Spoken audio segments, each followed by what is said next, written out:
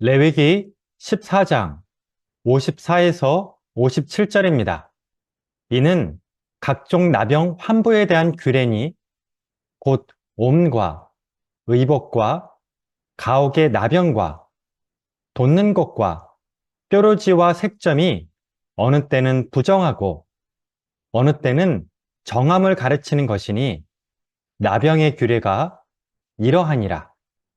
구약에서 가장 거룩한 장소는 지성소입니다.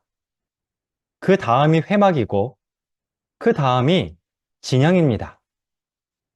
성막에서 멀어질수록 거룩의 강도가 약해집니다. 정한 것과 부정한 것도 같은 원리로 작동합니다. 소, 양, 염소, 비둘기 같은 것은 하나님께 바칠 수 있는 것이기 때문에 가장 정결합니다.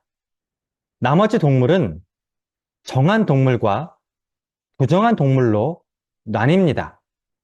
시간에도 차등이 있습니다. 대제사장은 1년에 한 번 지성소에 들어갈 수 있는데 그날은 백성 전체의 죄를 한 번에 속죄받는 날입니다. 이 날이 가장 거룩한 날입니다. 그 다음으로 안식일과 절기들이 있습니다.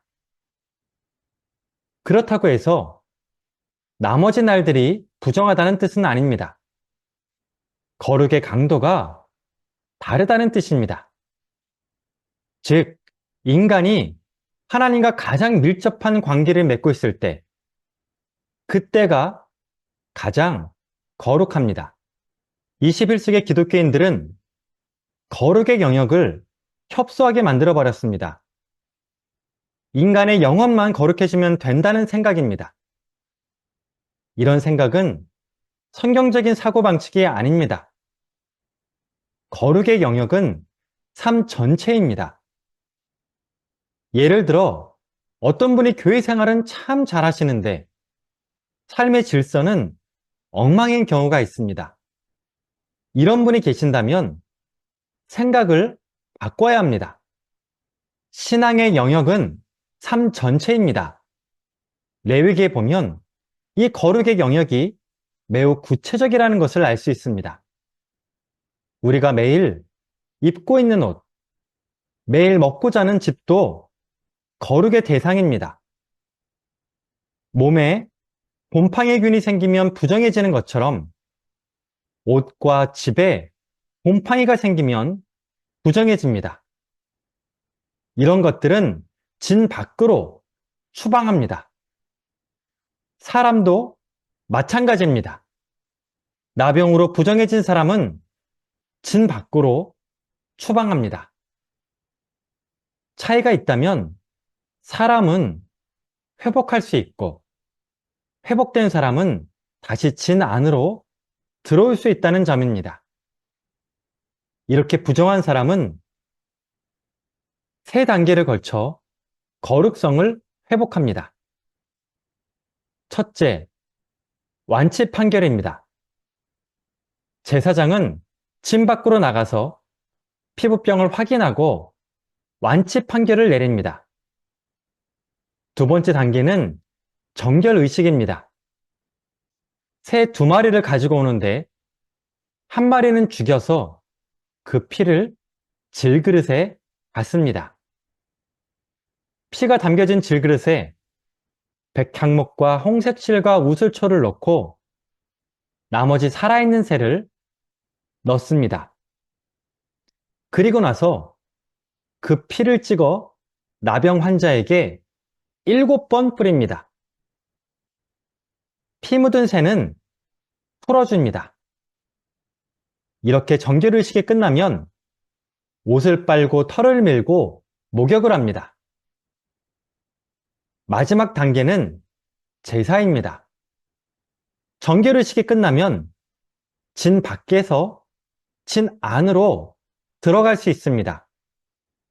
하지만 이 사람이 거룩성을 완전히 회복한 것은 아닙니다. 성소에 들어갈 수 있는 거룩성을 회복해야 합니다.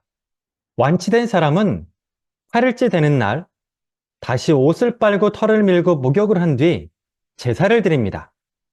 5가지 제사 중에서 화목제를 빼고 모두 드립니다. 특이한 것은 속건제입니다. 속건제의 피와 기름을 오른쪽 귓부리와 오른쪽 엄지손가락, 오른쪽 엄지발가락에 바릅니다. 제사장 위임식처럼 한 사람의 거룩성을 온전하게 회복하는 예식이었습니다. 이 거룩은 관념이 아닙니다. 마음을 다스리는 것도 거룩이고 책상을 정리하는 것도 거룩입니다. 심지어 화장대를 정리하는 것도 거룩입니다. 오늘 말씀이 끝나고 나면 기도하시기 바랍니다. 하나님이 나에게 어떤 거룩을 원하시는지 질문하시고 주님이 주시는 마음이 있다면 순종하시기 바랍니다. 기도하겠습니다.